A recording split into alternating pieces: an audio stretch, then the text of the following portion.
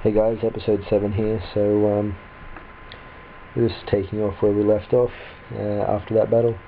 And Geodude, first Geodude I've encountered so far.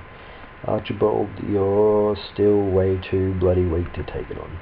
And Splash, if Splash actually done something, I think Magikarp wouldn't be so useless, even if it only done like mediocre damage, something like a pin missile or something, but not 5 times like it does. So we're going to go with Greg, and we shall try and do all of this floor and possibly the 2 ladders that lead to, I'm pretty sure, the Team Rocket members. This episode, Archibald leveled up, sweet. As you can see, attack's pretty crap, but defense speed is basically what he's going to focus on during Magikarp stages. So try and do that all this episode. Hopefully it doesn't take too long. Hopefully no longer than about 20 minutes, or else it just takes a little too long to do editing and uploading, so we definitely don't want him going up against that. So yeah, he comes Xander. Too bad that Magnemite isn't classified as a steel type in the first generation.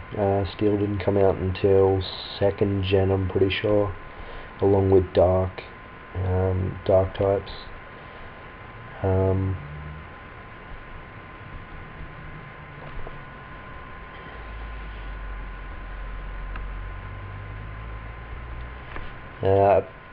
Looking up some stuff on the Pokemon X and Y versions coming out later in October this year. I'm probably going to get the Y version, just because the Y Legendary just looks like a tank, so I'm a big fan of Pokemon that look sick, so I'll be getting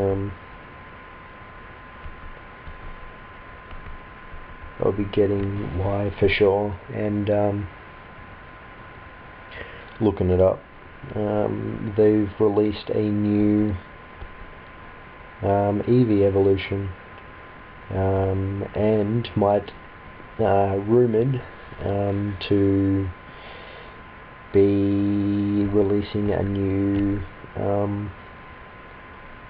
Pokemon type, a light type. So I don't know how they're gonna chuck that into the system as far as strength and weaknesses. It'll probably just be a dark light circle there, where dark is both weak and strong against light, and light's the same way around. It may possibly get another form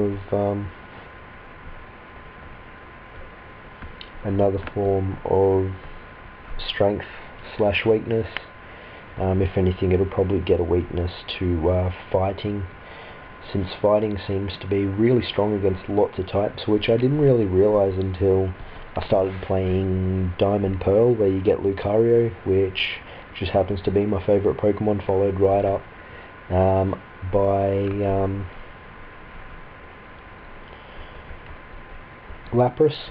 Lapras was, I should say, my favourite Pokemon right up until Lucario came into being. Lucario is just awesome. Unfortunately, he's weak to his own type, being a fighting steel type, and Steel being weak to fighting. He's weak to himself, but I just think he's an awesome Pokemon, and I definitely enjoy playing, having a Lucario in my team. When I got White 2, the moment I found Railu, which I was really happy that I could catch him at the start, I caught it at level 5, it evolved at level 30 something for me. It's currently a level 80 something Lucario, but I haven't played the game in months, so I haven't played it since before Christmas last year, so yeah, I haven't really played any Pokemon games since about Christmas last year, so it was good to jump onto Yellow and do this challenge, and really enjoying it. I didn't think I was going to be. I'm still not a big fan of it, but I really didn't think I was going to be a fan of Nuzlocke at all. I mean, it really seems silly that if your Pokemon faints, you've got to get rid of it, but hey, if people play like that, and I accept those rules and do it, well, yeah. It's fun, but difficult. So 7 minutes in, we've already fought two trainers, third trainer here, and then we'll be going on to I've missed a ladder. I'll have to go back and go down it. I'll go back and do that ladder before we continue on any further. Bellsprout. See, this is where I wish Flock on your flying type move instead of these normal types. I could one hit these and wouldn't have to worry about them using their health regen moves. So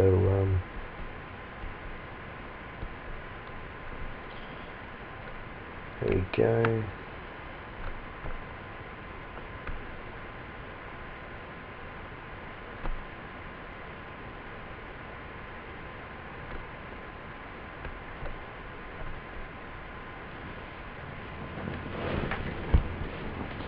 Zubat. I should probably actually go and get my Eugene out and see how he goes. Archibald's not. It's currently only being used as a switch over, so then I can level him up a bit. Once he reaches level 20, he'll probably become a big part of the party, but until then he's pretty useless. There you go, there's the Team Rocket member. Gangsters, hey? There's a different definition nowadays for the term gangster as there was back in the day of Pokemon Yellow.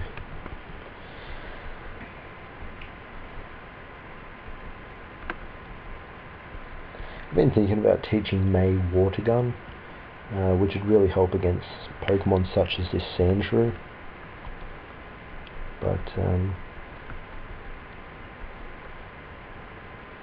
she's doing alright. Just double kick. SWAB. Yeah. Don't mind that clicking, it's just a pregnant lady playing with a phone.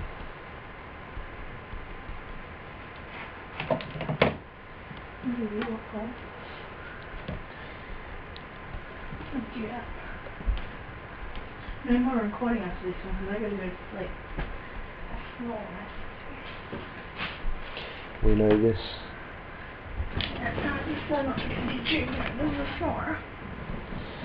The whole of YouTube will know that you snore. Shut up.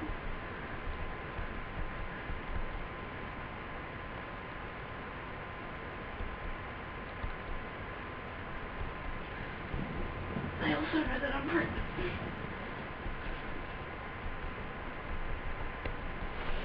So, this elite, I don't know where I got that from. This Team Rocket member doesn't seem to be too challenging.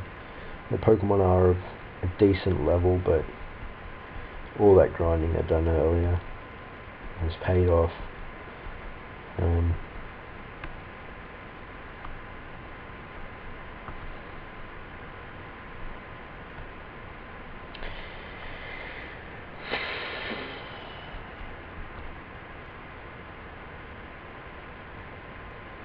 Archibald's actually leveling up pretty decently.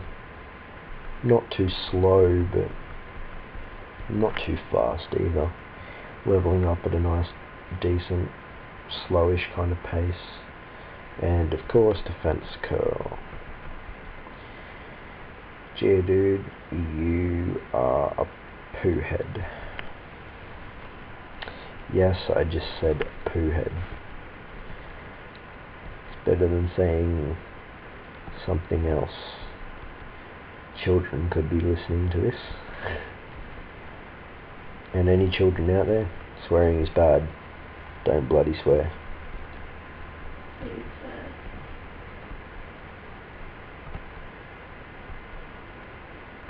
A HP up. That could come in handy. Paris? Now, I've never been a huge fan of bug-type Pokemon, but if I ever went with any bug, it was always Heracross. Especially in Heart Gold, Soul Silver. I think currently on my current version of Heart Gold, Soul Silver, I have a 63 Heracross. Yeah, 63 Heracross. I'm pretty sure that's the level. Don't hold me to it, but I'm sure that's it. It's able to combat a lot of different types of Pokemon. I'm pretty sure it knows Aerial Ace, Brick Break, Shadow Claw, and it knows something else, probably Mega Horn. Which Mega Horn is extremely effective at taking out its weakness to Psychic, because for some reason Psychic type Pokemon are weak to Bug. Who would have thought that Bug would have some kind of super effective power against something that's, well, Psychic. These Zubats are starting to annoy me. Now, people know that Zubats are probably the most common Pokemon ever found in caves, and I don't want to lose Xander, so I really hope it doesn't get a crit hit anywhere. Although I get a crit, so suck on that, Zubat.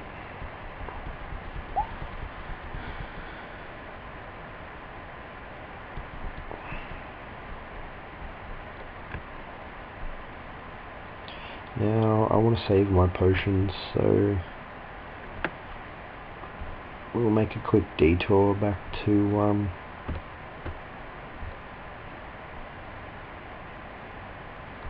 the PC.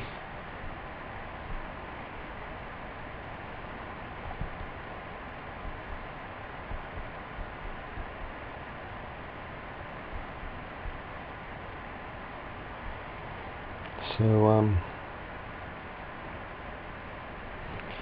yeah, in case you guys for some reason didn't take note of where I got Archibald from, this old guy here, you pay $500, he gives you Archibald, and Archibald's great when he gets into his next evolution, or I should say his final evolution, but yeah, same stuff really.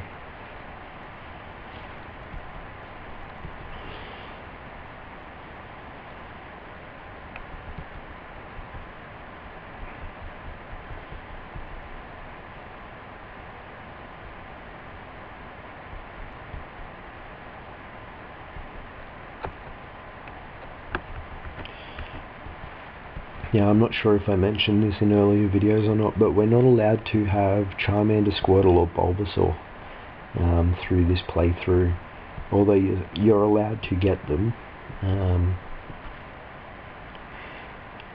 In the game, you do get them off trainers. They just give them to you, but you've got to do certain requirements beforehand, like beat a gym or get past a certain love you. I love you too, honey. Anyways, yeah, you got to get past a certain quest or little obstacle before you can get them. So we wanted to make this as challenging as possible, so we decided that we weren't allowed to get Charmander, Squirtle and Bulbasaur. Now, whether that means we're not allowed to get and use them, or get them or get them in general, I think it should be right if we get them in general and just place them in PC and don't use them. Only for the fact that I tend to like to be some kind of completionist, and get more of the dex data crit. Nice. Also, that'll help for later on for items that require you to get X amount of different types of Pokemon, such as the EXP share, which in this game I was not a huge fan of, only for the fact that it shared it between all Pokemon, not just the one that you could put it on. Now, what's TM01? Mega Punch. No, we'll save that. TM01 in Gen 3 onwards, and I'm not sure about Generation 2, but Gen 3 onwards is Focus Punch. And I don't know if you guys know about Focus Punch or not, but I'll explain anyway. Focus Punch is a fighting type move that has two stages to the attack, but both stages are done in the same turn. Even if another Pokemon was faster than you, or was using quick attack or something, you will start tightening your focus at the start of turn first, always, no matter what it is. The only problem is if you get hit by any kind of attack and take damage, any kind of damaging attack, you will lose your focus, and it's basically a waste of a turn. However, if you use it and they use a move such as Tail Whip, you're going to hit them with probably the strongest fighting type move I've ever seen.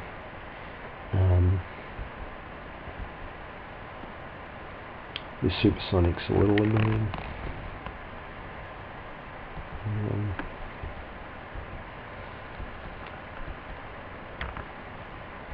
Yeah, that's good. Yeah,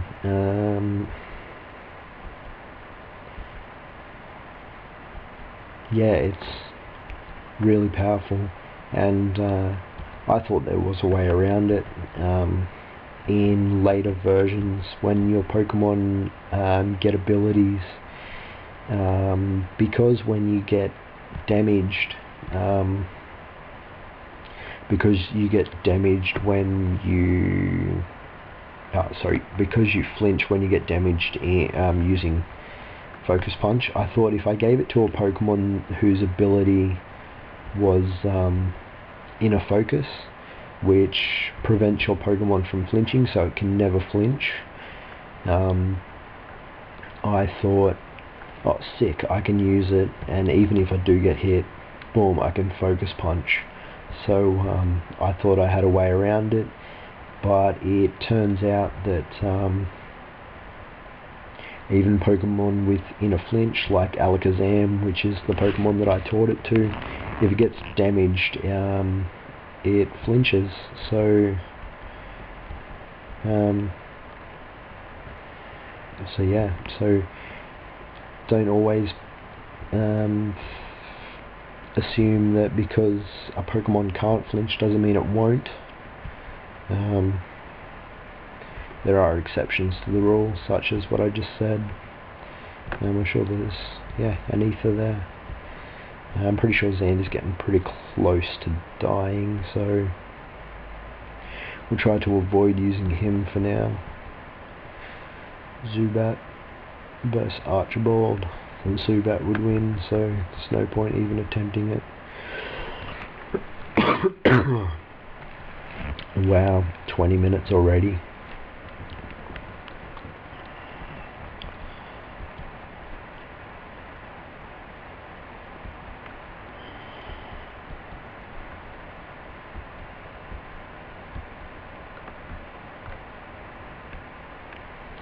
So I'll definitely be ending this video after completing the next two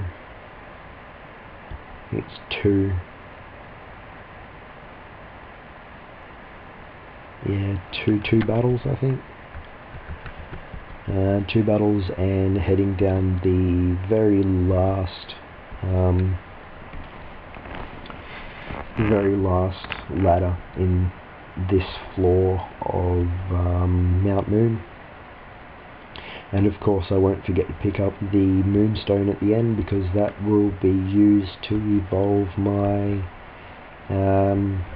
Nidorina or Nidorino. More than likely it'll probably be Greg, because Nidoking's awesome, and I'll just wait for Nidorina until I get a second Moonstone. I'm pretty sure you get 3 Moonstones in this game, but don't hold me to that.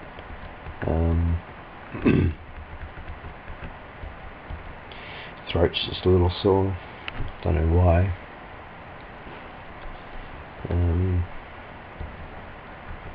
I'm all out of Red Bull.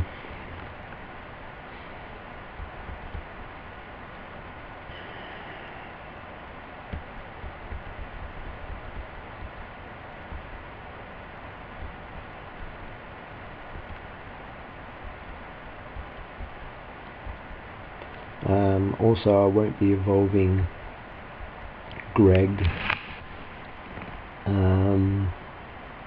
or May until after Misty, just for the fact that when I evolve them, they gain a secondary attribute of ground, and that secondary attribute of ground will lead to them having a weakness against Misty. And if I do it before I verse Lieutenant Surge, it'll give them an immunity to his electric attacks. So another reason why I should probably hold off on that. Also, I'm sure that during the course of the game,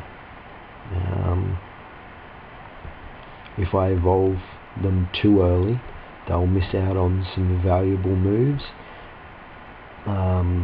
They may be stronger in the long run, but they could miss out on valuable moves, where if I leave them, they may turn out a little bit weaker, but they could have some move later on that prevents them from being stuck between a rock or a Geodude and a hard place. So little pun there, guys. Not that it's really a pun, but you know, came across a Geodude. It's a rock type Pokemon, so you know, just a little joke. Wasn't very funny, but yeah. Anybody out there that's thinks that was actually pretty funny, cheers.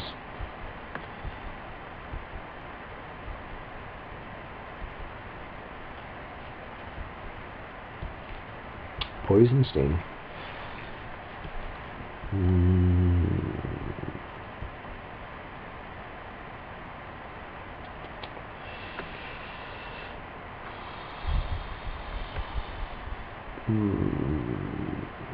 Now,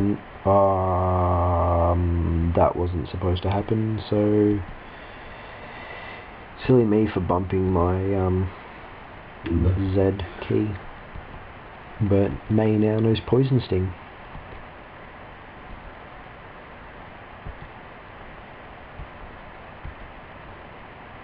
And unfortunately there's no move tutor in the game as far as I know, but at least Scratch is a decent move, so I have Scratch, which is a substitute for Tackle, I suppose.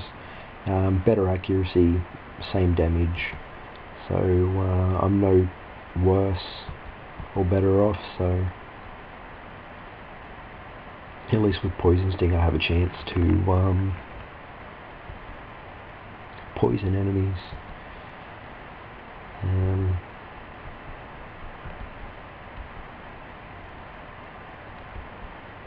Which could turn out alright in the long run. Especially Toxic. Toxic is by far one of the greatest poison type moves, purely for the fact of its slow worsening. Alright guys, this will end this episode, and in the next episode I will probably finish Mount Moon. So just comment, like and subscribe, and I'll see you all in the next episode.